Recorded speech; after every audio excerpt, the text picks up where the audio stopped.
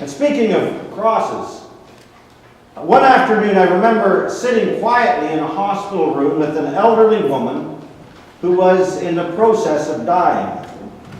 She was no longer able to speak or even open her eyes.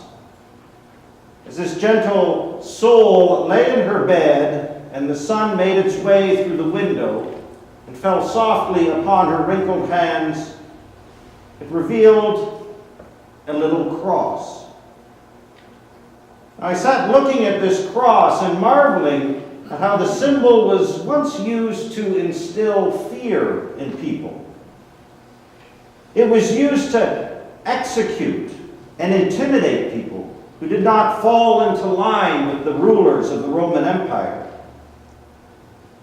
Yet on that day, as the afternoon turned into evening and another precious soul was ushered into heaven, the cross brought her so much peace and gave her courage to face the next steps on her sacred journey.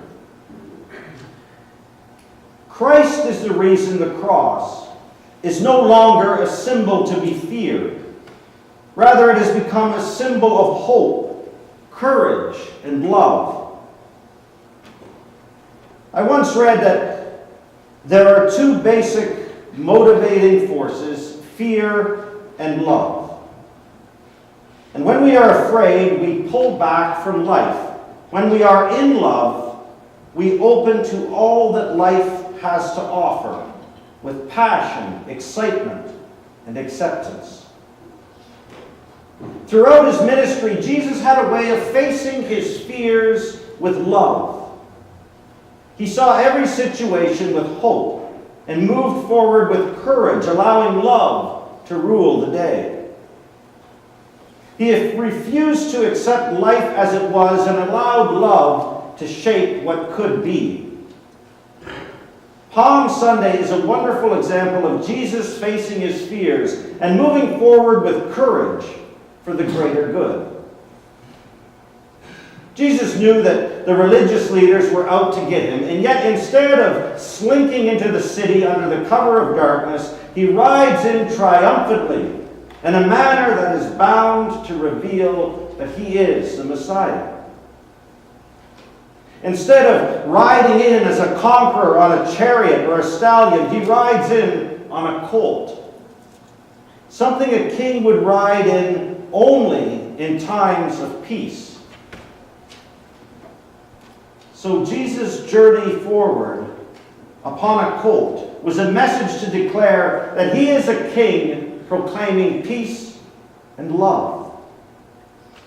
And the crowds shouted out in joy, "Blessed is the one who comes in the name of the Lord," while draping cloaks and palms along the road. Even as he rode into Jerusalem, Jesus would have been ever aware that a violent death and cross awaited him.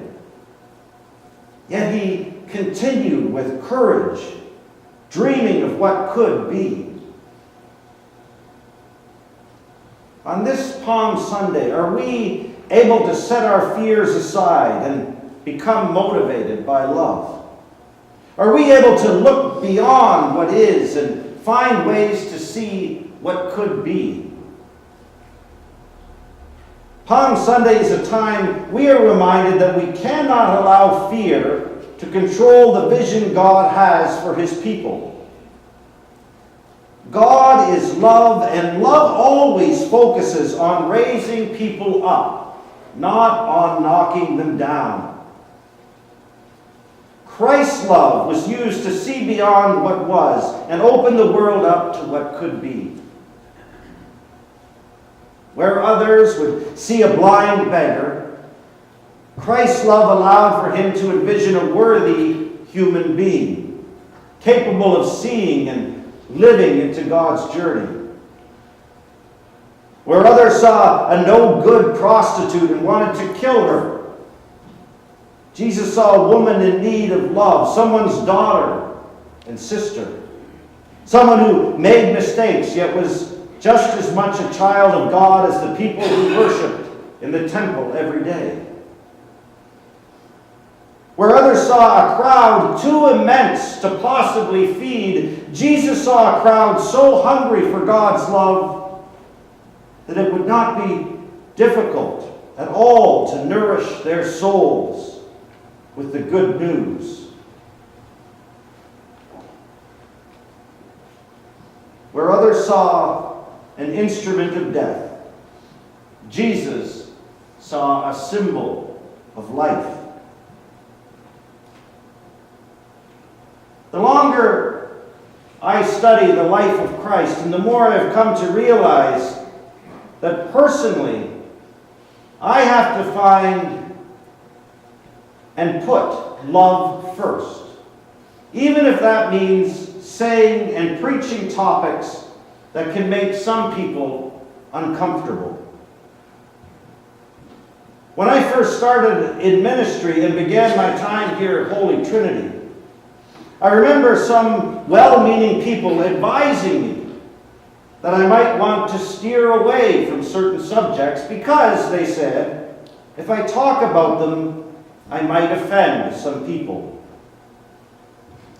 Now, I was just starting out in ministry and was anxious about the future, so I allowed fear to win. I avoided speaking out.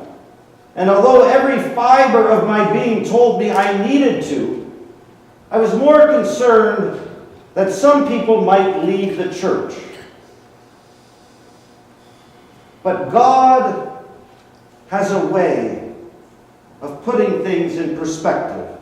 And the longer I've done ministry, the more I realize that my job is not to try and make everyone happy. An impossible task to begin with. My job is to proclaim the good news. And in proclaiming the good news, I cannot pretend to be neutral.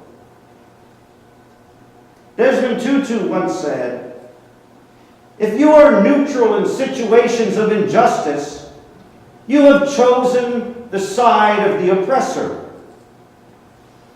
If an elephant has its foot on the tail of a mouse and you say that you are neutral, the mouse will not appreciate your neutrality."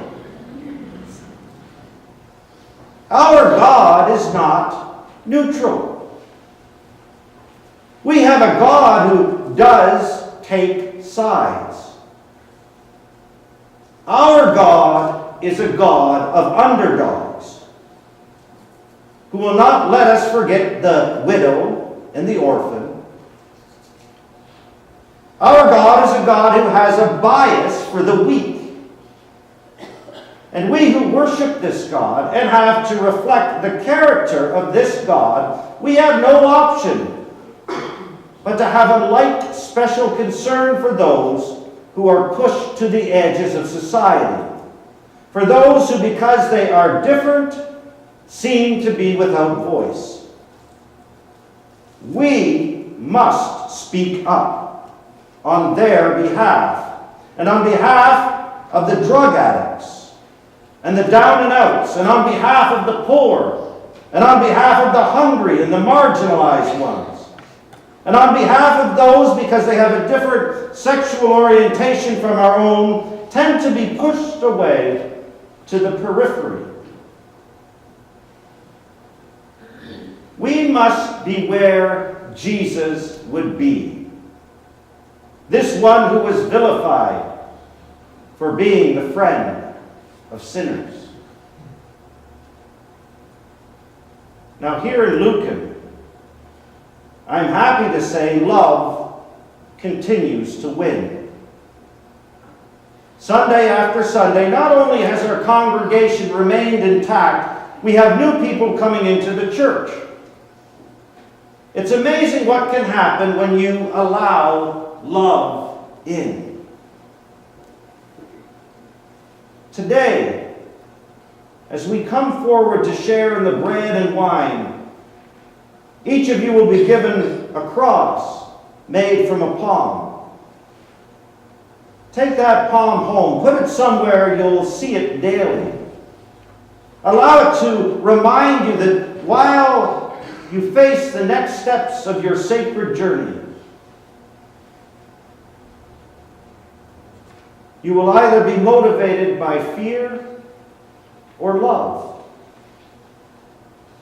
As his followers, are we able to choose love every step of the way?